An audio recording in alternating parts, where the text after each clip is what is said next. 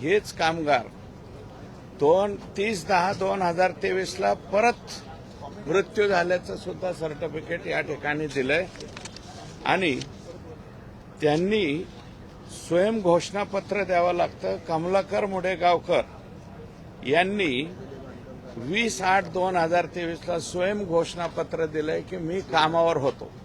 आता 2013 वारलेली व्यक्ती 2023 कामावरती कशी काय येऊ शकते?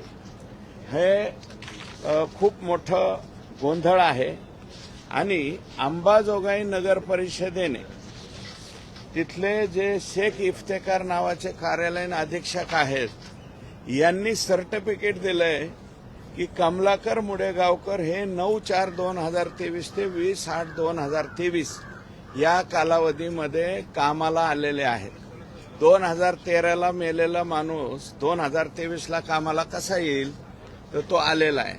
2013 गेलेली व्यक्ती 2023 मध्ये बांधकाम कामगार म्हणून येते, काम करते आणि परत त्यांना त्यांचं स्वयं घोषणापत्र घेतलं जातं की मी हे काम केलं म्हणून आणि परत 2023 परत डेथ होते आणि डेथ होऊन त्यांच्या मुलाच्या नावावर 2,30,000 रुपये जे बांधकाम कामगार विभागाची योजना आहे तिचा लाभ सुद्धा मिळतो। म्हणजे 2,30,000 रुपये त्याच्या मुलाच्या अकाउंटवरती गेलेले। याच्यामध्ये काही अधिकाऱ्यांचं निम्म तुम्ही निम्म आम्ही अशा पद्धतीने लूट ही मोठ्या प्रमाणावरती झालेली आहे आणि विशेषतः कोरोनामध्ये गेलेले जे लोक आहेत त्या लोकांच्या बाबतीमध्ये हा प्रचंड महाघोटाळा या बांधकाम कामगार विभागाच्या याच्यामध्ये केलेला आहे। आज लक्षवेधी मी त्या ठिकाणी मांडली आणि राज्याचे मंत्री महोदय यांनी उत्तर दिलेलं आहे की स्वतंत्र अधिकाऱ्याची नेमणूक करून यांच्यावरती FIR दाखल करून या ज्या अशा रकमा कोट्यवधी रुपयाच्या रकमा या बोगस लोकांच्या वरती जे गेलेले आहेत त्याची संपूर्ण वसुली करण्याचं या ठिकाणी मला उत्तर मिळालं। पण अण्णा तुम्ही याच्यात अजून काही घटस्फोट केलेले आहेत। अर्थातच बीडमधील काही कामगारांनी परदेशातही काम केले, कुठे काम केलेलं आहे, काय त्या कामगारांची? हो, बांधकाम कामगारांच्या याच्यामध्ये नोंदी आहेत की तुम्ही कुठे काम केलं। तर काही जणांच्या याच्यामध्ये अमेरिकेचे राष्ट्राध्यक्ष ज्या ठिकाणी बसतात त्या व्हाईट हाऊसमध्ये काम केल्याचे प्रमाणपत्र जोडण्यात आले। काही जणांनी दुबईच्या बुर्ज खलिफा इथे सुद्धा कामाचा अनुभव आहे अशा पद्धतीचे सर्टिफिकेट्स त्या ठिकाणी जोडलेले आहेत। हे दुर्दैव आहे। त्यावेळी कोविडमध्ये याआधी उद्धव ठाकरे मुख्यमंत्री असताना अनेक भ्रष्टाचार बाहेर आलेले होते। त्यामध्ये खिचडी घोटाळा असेल, भाजपने आरोप केला होता, कफन घोटाळा असेल, हा एक नवीन घोटाळा त्यात म्हणतात। हा एक मोठा घोटाळा। मी तर हे बीड जिल्ह्यातलं एक प्रकरण त्या ठिकाणी नमुना म्हणून दाखवलेलं आहे, परंतु असे शेकडोंनी प्रकरणं त्या ठिकाणी झालेले आहेत। हे बीडचं उदाहरण पुढे आलंय।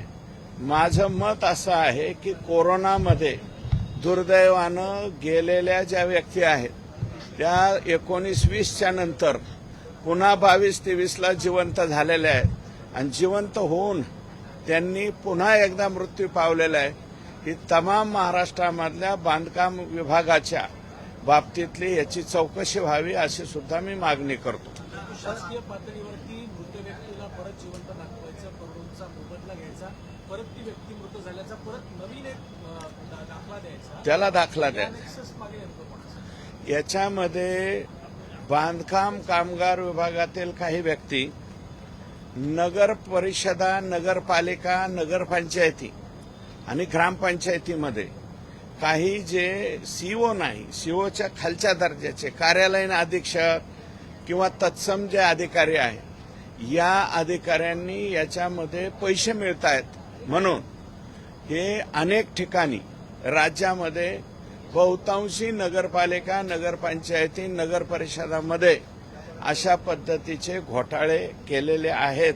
महानगरपालिकेमध्ये सुद्धा चेक करून पाहावं 29च्या 29 महानगरपालिकामध्ये याच्यामध्ये सुद्धा कोरोनामध्ये गेलेले लोक पुन्हा जिवंत झालेले आहेत आणि पुन्हा ते मृत्यू पावलेले आहेत. आता या घोटाळ्याची व्याप्ती किती रुपयांपर्यंत आहे आणि ती कितीपर्यंत असू शकते असं तुमचा अंदाज आहे? हे बीड जिल्ह्यामध्येच मी तर म्हणतो ना, एका व्यक्तीला 2 लाख रुपये मिळतात, 2,30,000 रुपये.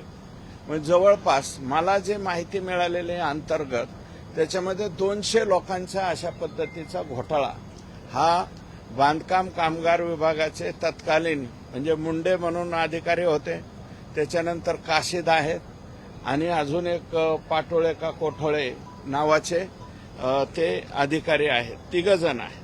3 जणांनी सुधाकर कोनाळे, अजय काशीद आणि श्री मुंडे असे 3 अधिकारी याच्यामध्ये आहेत. हे 3च्या 3 लोक जबाबदार आहेत.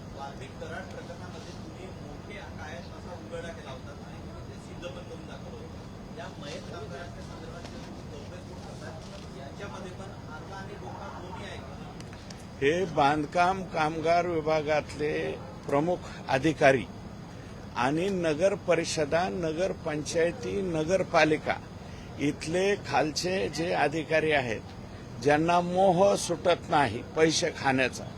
कुठे पैसे खावेत, तर गेलेल्या माणसांच्या मध्ये सुद्धा पैसे खाण्याची ही मानसिकता. नाही, कामकाजाचे काय, याच्यामध्ये अट अशी आहे की 100 दिवस तो व्यक्ती कामावर पाहिजे. मग कोणावर दाखवायचा? XYZ व्यक्तीच्या घरी 100 दिवस कामाला होता. अरे कोणता व्यक्ती कामाला लावता याचं तरी भान ठेवा ना. जो 2013ला वारलेला आहे तो 2023ला कामावर कसा येईल? ते सुद्धा या ठिकाणी झालेलं आहे. ओके.